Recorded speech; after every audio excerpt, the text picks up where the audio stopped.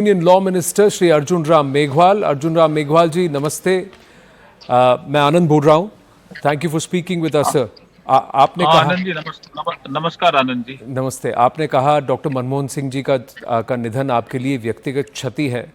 आप ज़रा बताएंगे हमारे दर्शकों को कि आप उनके सानिध्य में कब आए, कब से आप उन्हें जानते हैं? देखिए, जब मैं 2009 में पहली बार एमपी बना बीकानेर लोकसभा क्षेत्र से, तो मैं भारतीय जनता पार्टी का एमपी था।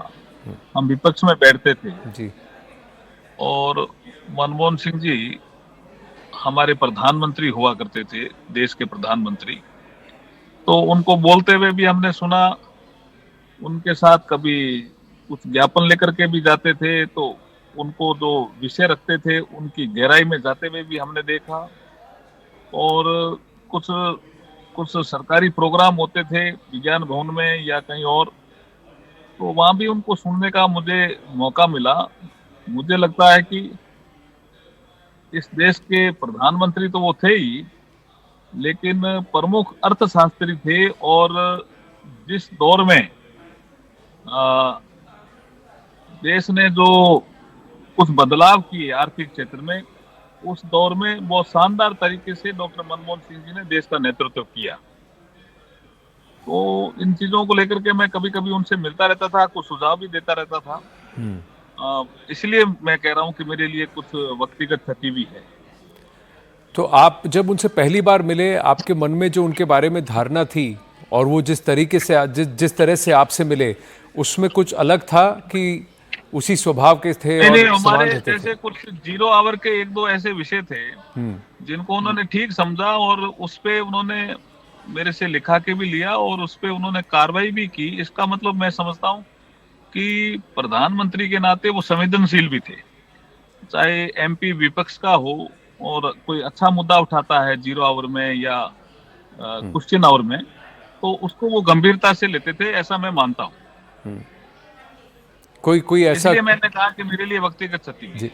कोई ऐसा कोई एक किस्सा जो आप हमारे दर्शकों के साथ शेयर करना चाहेंगे, जहां आपको लगा कि वो ज़्यादा बोलते नहीं थे लेकिन उनकी सोच बहुत शार्प हुआ करती थी, समझ उनकी बहुत अच्छी थी? नहीं, जितने भी महत्वपूर्ण जो विषय होते थे ना, उनमें कहीं न कहीं वो बुलाते थे। विषय तो कई हैं, लेकिन मैंने कहा कि बहुत से विषयों पे कहीं न कहीं वो मुझे बुला भी लेते थे कि भाई आपने ये विषय उठाया, इसका भूमिका क्या है, इसका इम्पैक्ट क्या पड़ेगा। और विशेष करके जो इम्प्लीमेंटेशन पार्ट था, उसको वो बारीकी से देखते थे, जिससे मुझे लगता है कि वो इम्प्लीमेंटेशन पार्ट को पूरा करना चाहते थे, ऐसा उनके मन में रहता था, ऐसा मैं मानता हूँ। कई वरिष्ठ नेता हैं और कुछ उनके साथ काम करने वाले जिन्होंने पूर्व में काम किया, ब्यूरोक्रेट्स हैं, उनको लगता है वो कि मनमोहन सिंह जी भारत के रत्न हैं, उनको भारत रत्न देना चाहिए।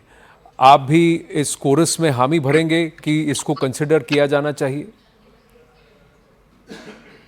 देखिए, ये विषय मेरे से सीधा जुड़ा हुआ नहीं है, और निश्चित रूप से वो भारत के बहुत प्रमुख आदमियों में से तो गिने ही जाते हैं। और जब वो सत्ता में थे तब भी गिने जाते थे, आज वो नहीं है तो भी गिने जा रहे हैं, इसमें कोई शक नहीं है। भारत का जो ठीक है सर, आर्थिक, थैंक यू आनंद जी। मैं बस अंतिम आपसे पूछना चाहूंगा कि आप कैसे चाहेंगे कि जो आने वाली पीढ़ी है डॉक्टर मनमोहन सिंह जी को कैसे समझे और कैसे जाने? देखिए, जैसे आज मैंने कई अखबारों में पढ़ा, जी बचपन में उन्होंने अपनी पढ़ाई लालटेन से शुरू की। इसका मतलब अभाव भी अगर किसी के आदमी के जीवन में है, तो अभाव, अगर हौसला बुलंद हो और लक्ष्य जी मजबूती से आगे बढ़ने का हो, तो अभाव रास्ता नहीं रोक सकते। ये जी, हमें डॉक्टर मनमोहन सिंह जी के जीवन से प्रेरणा लेनी चाहिए। बहुत सही मैसेज आपने दिया अर्जुन राम मेघवाल जी। समय देने के लिए धन्यवाद। Thank you for speaking thank with you, us. Thank you. नमस्ते।